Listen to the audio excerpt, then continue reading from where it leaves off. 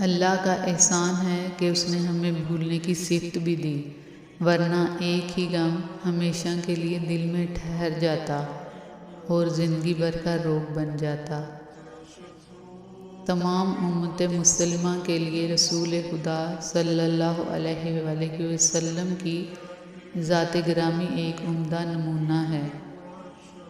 زندگی کی اصل خوبصورتی یہ نہیں کہ آپ کتنے خوش ہیں، بلکہ زندگی کی اصل خوبصورتی تو یہ ہے کہ دوسرے آپ سے کتنے خوش ہیں۔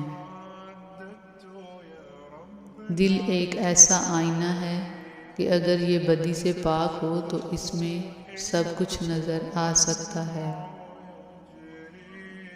مشورہ لینا بری بات نہیں، لیکن کسی مشورے پر غور و فکر کے بغیر عمل کرنا بری بات ہے۔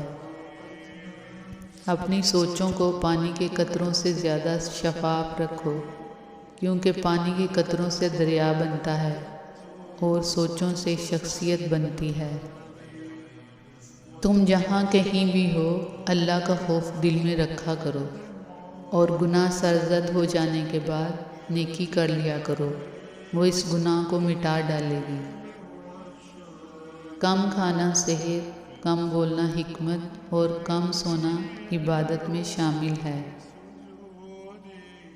باپ کی موجودگی سورج کی طرح ہوتی ہے جو گرم ضرور ہوتا ہے، لیکن نہ ہو تو زندگی میں اندھیرا ضرور ہو جاتا ہے۔ عقل مند سوچ کر بولتا ہے اور بیوقوف بول کر سوچتا ہے۔ خدا نے چیزیں استعمال کرنے اور لوگ محبت کرنے کے لیے بنائے ہیں، مگر انسان چیزوں سے محبت کرتا ہے اور لوگوں کو استعمال کرتا ہے۔ قوموں کو جنگیں تباہ نہیں کرتی، قومیں اس وقت تباہ ہوتی ہیں جب جنگ کے مقاصد بدل جاتے ہیں۔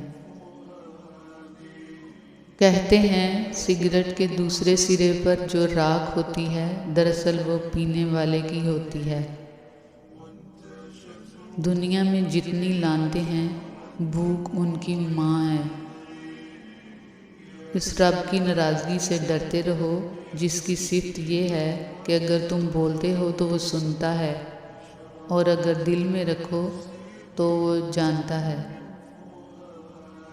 اپنے دشمن کے لیے اتنی آگ نہ بھڑکاؤ کہ خود جھلس جاؤ۔ کام شروع کرو اللہ کے نام کے ساتھ اور کرتے رہو اللہ کی مدد کے ساتھ، اور ختم کرو اللہ کے شکریہ کے ساتھ، کیونکہ اللہ کی مدد کے بغیر کوئی بھی کام تکمیل تک نہیں پہنچ سکتا۔ صبح کی نیند انسان کے ارادوں کو کمزور کرتی ہے۔ منزلوں کو حاصل کرنے والے کبھی دیر تک سویا نہیں کرتے۔